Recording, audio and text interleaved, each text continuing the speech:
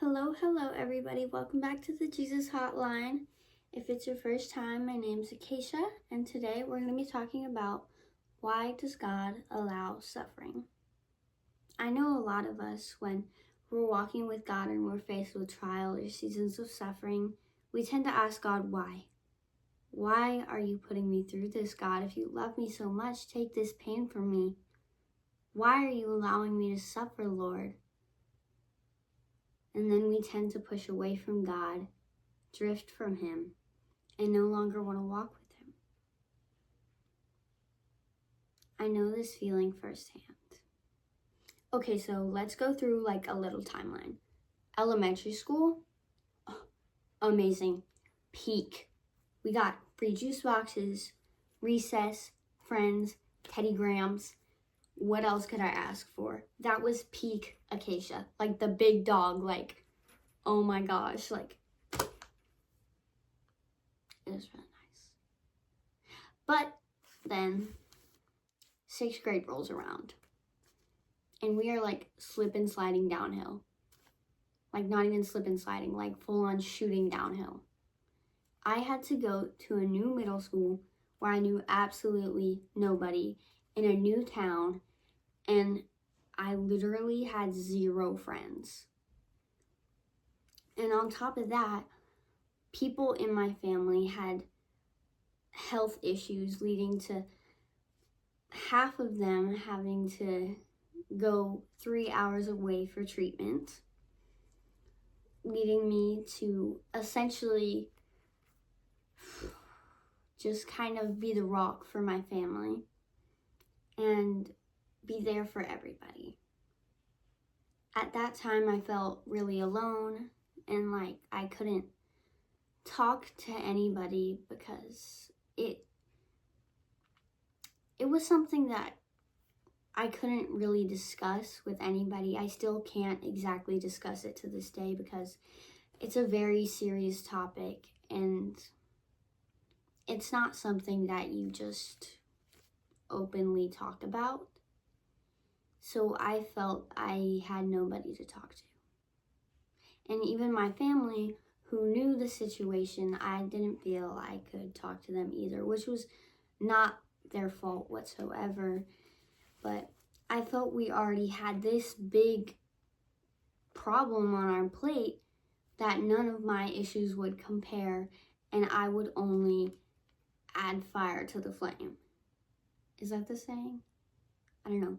But I just felt super alone, and like I just had this huge responsibility and burden weighing on my shoulders at such a young age. Like, how old are you in 6th grade? Like 10? Is it 10? I don't know. But I just felt so incredibly alone. I had no one at home I could talk to, no one at school I could talk to. I mean, I think for like the first 3 months of school, I didn't have friends. And then the rest of the year, I had literally 2 friends. Which, shout out Valerie, I love you. But it was just a very lonely experience. And at the time, I didn't know God either. I wasn't religious. I wasn't going to church.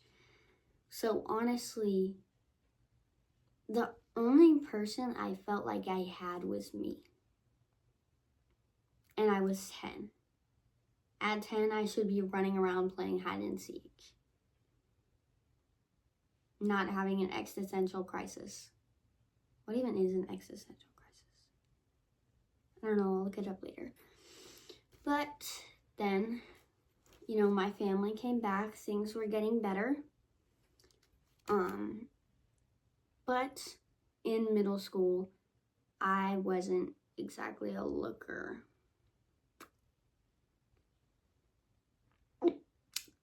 Yeah. So I would get made fun of really harshly.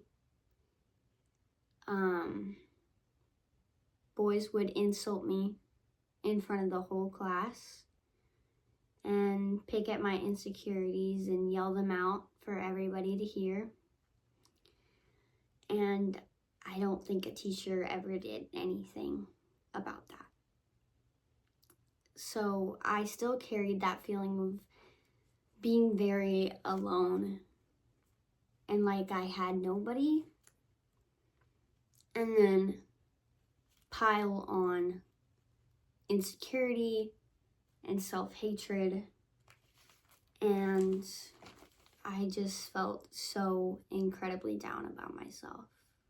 Then, beginning of 8th grade year, I got baptized.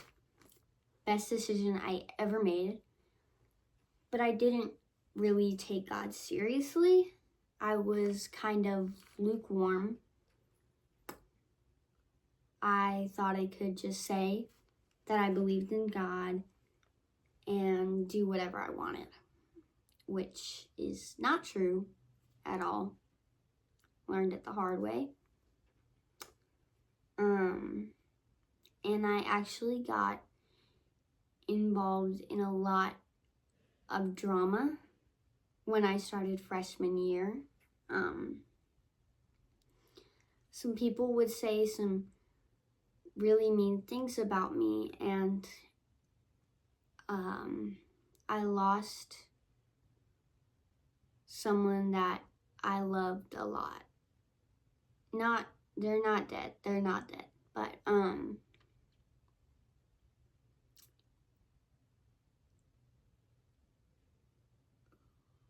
I don't know if I can say this, but they were my closest friends, and I trusted them with everything.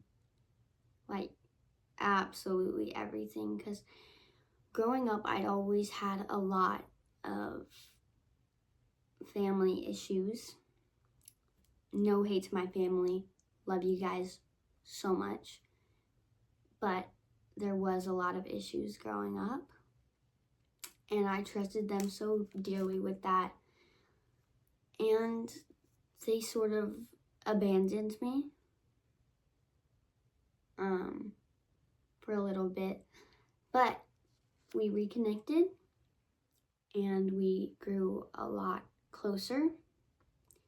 But I still felt that abandonment and that guilt. And I just felt all that loneliness and insecurity come back in. And I thought, why was I not good enough for you to stay?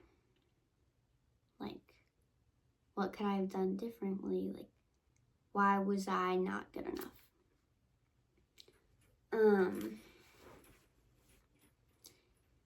And after we reconnected, I thought those feelings would go away.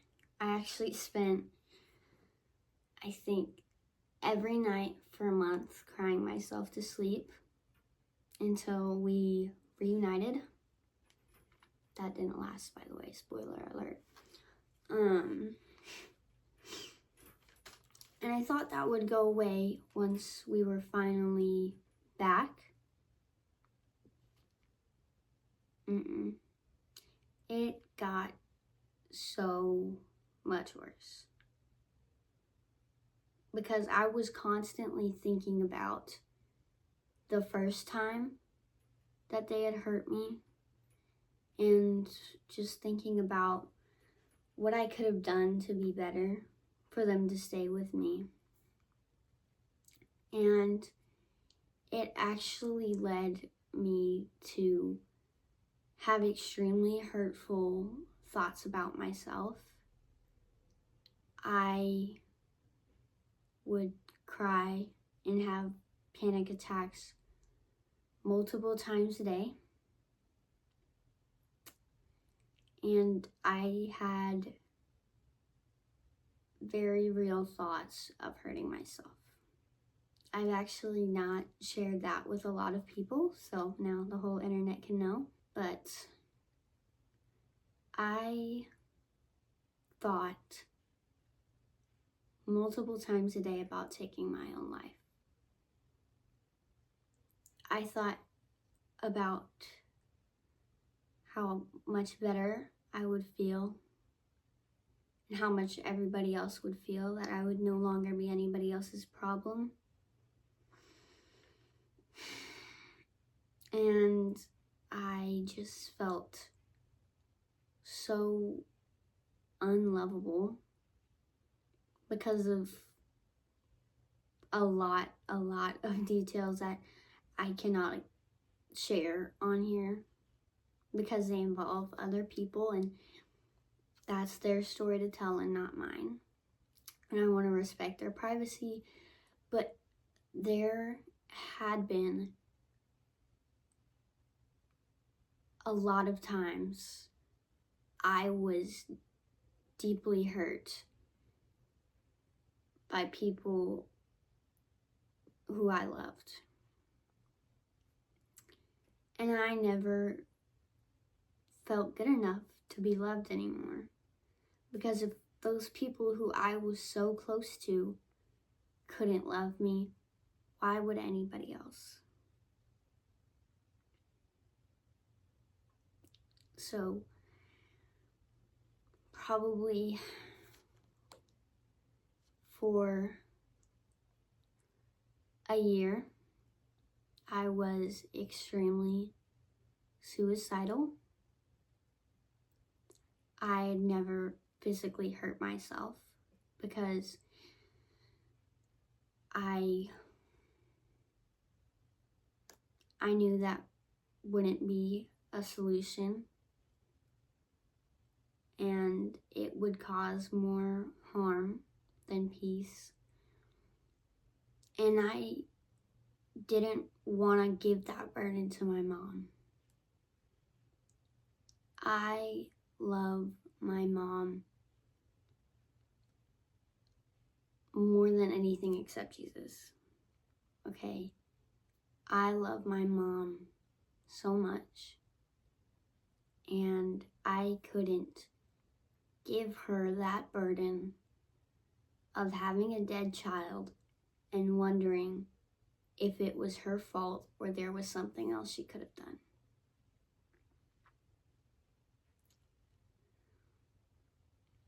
I remember just feeling this extreme pain every day, like I was drowning in my own head, and there was zero escape. Anytime I thought that I was getting better, I would be dragged right back into that cycle. And I couldn't take it anymore. And I really wanted things to be over, because this was like months on end. Well, I guess a year, like I said. But like, it had been a really long time without change, and I had been reading my Bible and praying. There was no intentionality to it. I didn't take anything away from it. It was just something that I could check off my checklist. And I remember feeling really frustrated with God. Like, why would He put me on this earth just to feel this way? Why would He allow me to be born if I was just gonna be constantly be thinking about taking my own life? What kind of torture was that? So I pushed myself away from God. I would put on this front, this mask, that I had a perfect relationship with God. But behind the scenes, I would be crying and just being so hateful towards the Lord, because I had so much resentment that I felt this pain.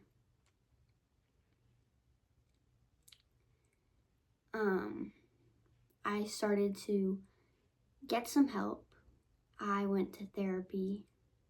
I started to grow my relationship with God more.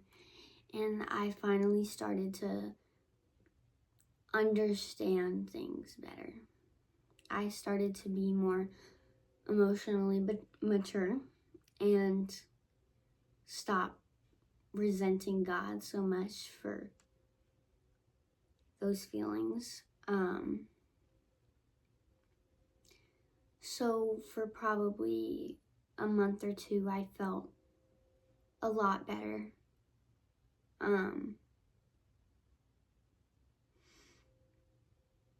But I just, somehow, I slipped right back into that feeling of no longer wanting to be here. I remember thinking I should have taken my life the first time I thought about it, because maybe I wouldn't have had to go through all of this again.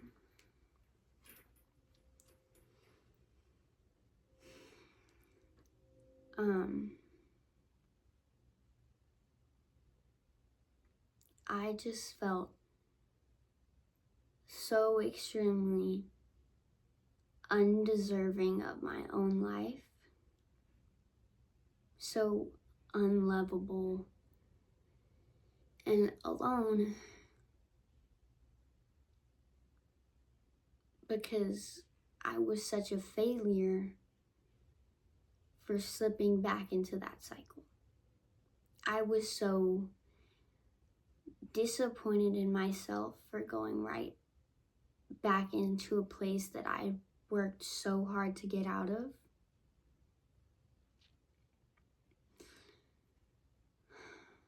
Sorry guys. And it would just be this constant pattern of getting better and then getting 10 times worse and thinking I should have taken my life the last time.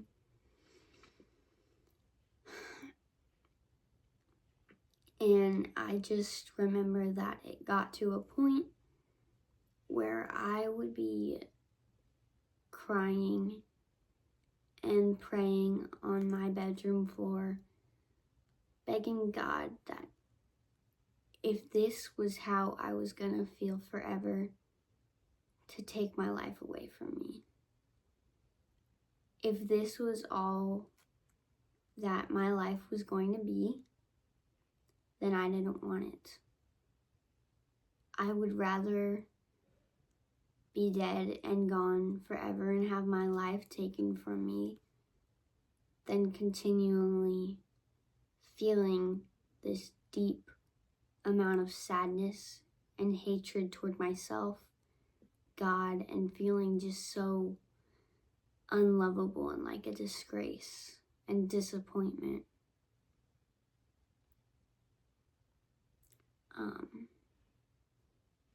Obviously, I'm still here. So, things didn't get better from there. It was probably another year and a half, 3 months ago, where God delivered me from that time.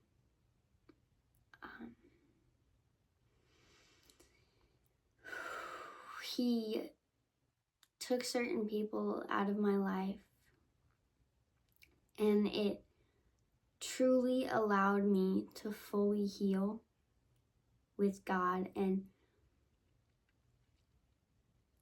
I don't think I've ever been happier. I've never been more in love with God, and I've never trusted him this much, and I've never loved him this much, and I've never had this pure joy for him that I feel right now. like I never thought this day would come, that I honestly didn't think I would make it past that year.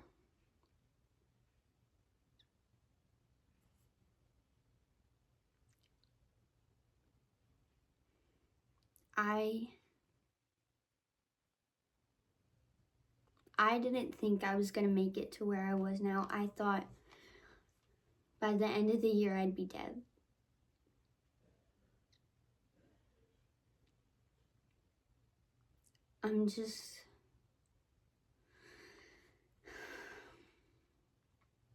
I'm like in awe that he has taken me this far.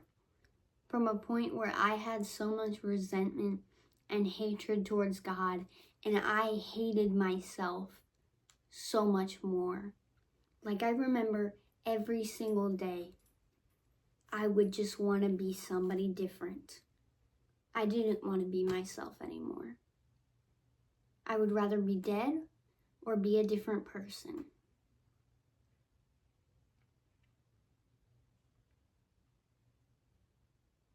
And let me tell you, God made me a different person. So,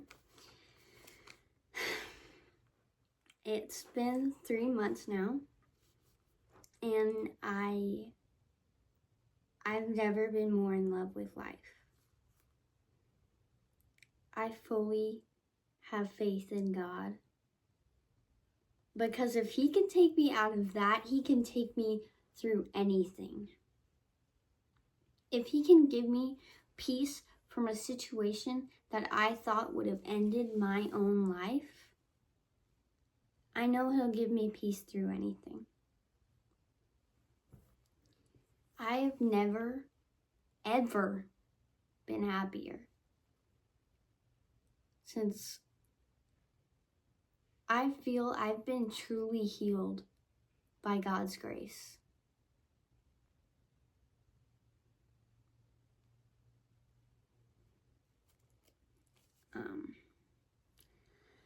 But now that I've told you guys my whole backstory, my whole sitch,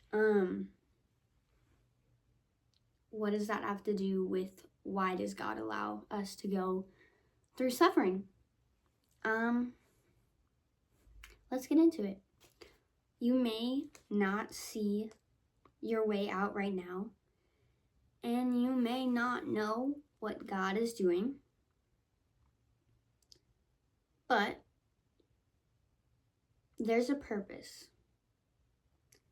There's a purpose for your pain. There's a purpose for your pain. And going through what I went through, I truly believe, although I can't give a straight answer of why God allows pain and suffering and trials, I think it's ultimately a path to lead us to fully trusting God.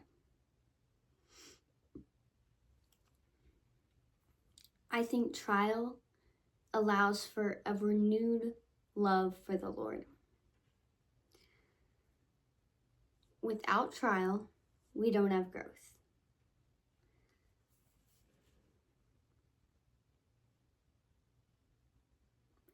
Good, bad, or painful trials ultimately serve your walk with God. Isn't that literally amazing? Like, God is so good. God is so amazing that he even allows for pain to serve him. Like, wow. That's just beautiful. Without trial or suffering, we will not have any growth. There's like a lot of examples, like everyday examples. Like, I wrote a couple down because I was just thinking about it, and there's actually so many. metal, metal must be burned to be cleaned. That's crazy. Oh, we got another one. Diamonds form from heat and pressure. We got another one. You must cut off parts of a plant for it to grow stronger. Crazy. Erosion creates valleys. Guys,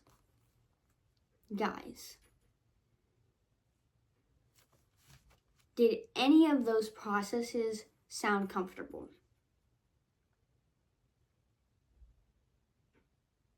Did any of those processes sound like some easy journey, some just simple transformation where you can just feel good all the time?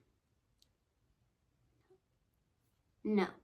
And oh, just because you're a Christian and just because you're walking with God doesn't mean life's going to be easy. In fact, life's probably going to be harder. Like a lot harder, okay? The path to God is so much narrower.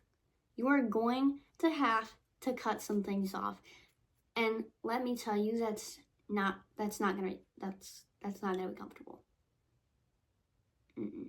It's not gonna be comfortable at all. I guarantee it.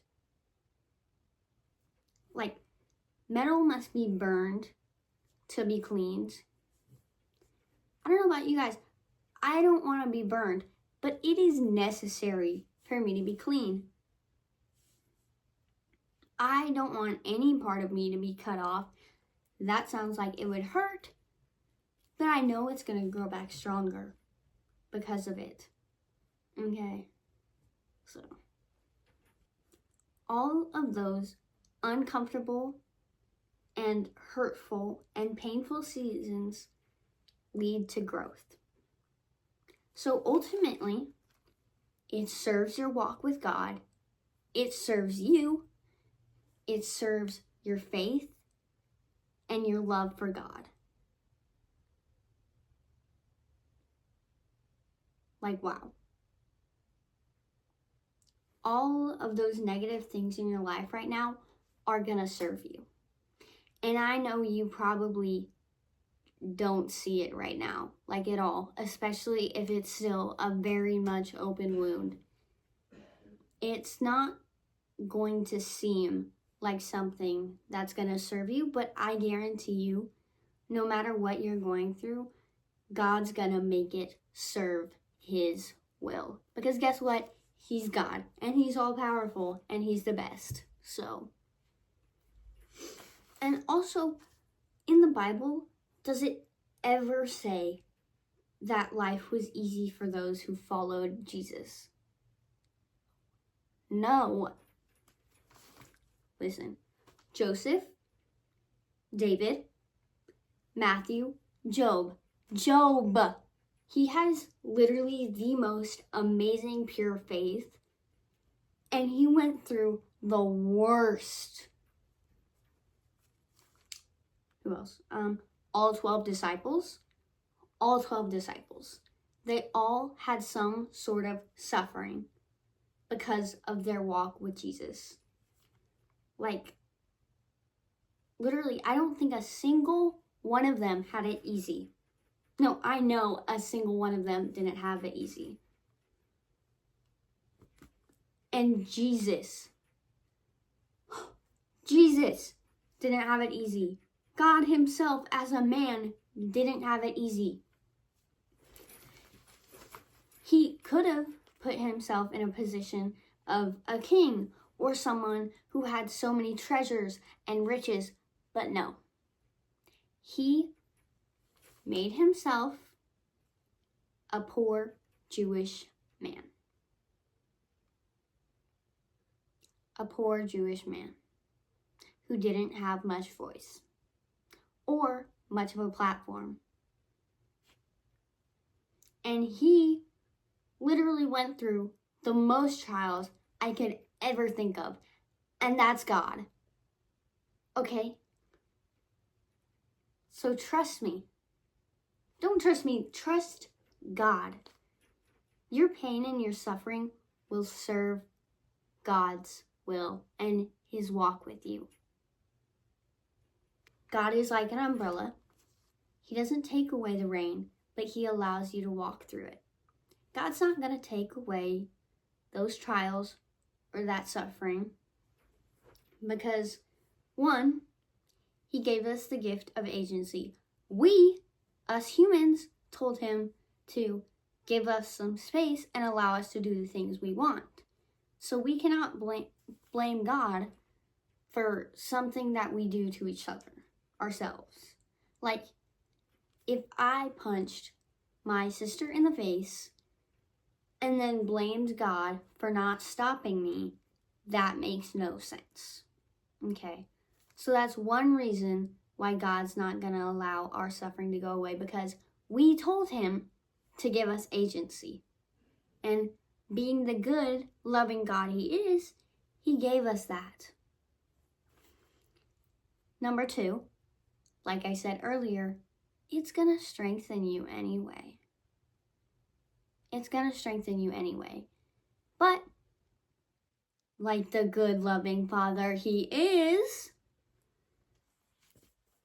He's not going to allow us to go through it and not be able to get through it. That was a bar.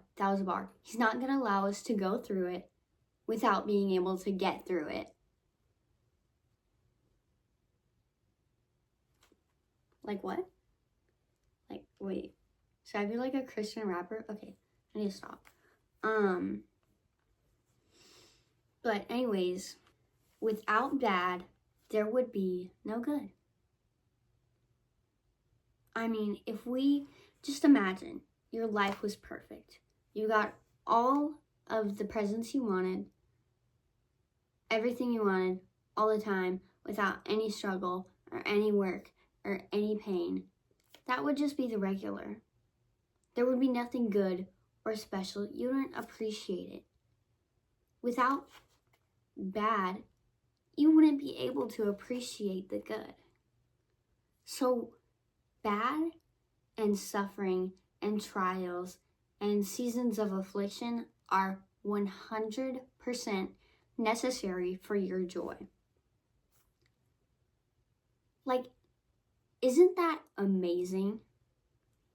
God creates joy out of pain. Like, could He get any better? Oh my gosh. Also, without trial, we would have no need to put faith in God. I mean, think about it. Your life is going perfect no matter what you do. So why would you need to trust God with anything? If you've got it under control, you've got it under wraps, your life is perfect, what's the point of trusting God when you know everything's going to be fine anyways? Now listen, as we're coming to an end for this video, I need you to know that your trials, your pain, and your suffering will have an end. It's not going to last forever, and it won't be the end of the world. But it will sorry guys, I stuttered. It will be the beginning of a new one. And it's so worth it. Don't give up. You may have gone through hell and back, but the most important part is that you came back. You came back. There will be an end to your suffering. It won't last forever. You may not see it now, but it's going to serve you, and it's going to serve God's will for you. And I'm so incredibly grateful for all of that pain and suffering that I went through, because it got me to where I am today with you guys and with God. And I am so incredibly grateful. So just know there's an end to your pain. And it will be so rewarding. Romans 8:18, okay? I consider that our present sufferings are not worth comparing with the glory that will be revealed to us. So, although you may be going through some really hard times right now and you necessarily do not see the light at the end of the tunnel, trust, girl or boy, that light is bright. And it is so worth it. You just have to make it through the tunnel. Let me just pray you guys out real quick. Dear God, I pray for your children watching this video. I pray it truly reaches those who need it, God. And I pray that they can have hope through their suffering, Lord. I pray that they realize that it's all going to be worth it. And their pain and their suffering is going to serve your will for them. And that they're not alone. They're not alone. And they have you. And you love them, God. I pray this touches the hearts of those who need it most. I love you, Lord. And I love your children. And I know you love them 10 times more. And I say these things in the name of Jesus Christ. Amen. Love you guys so much. Have a great day or night.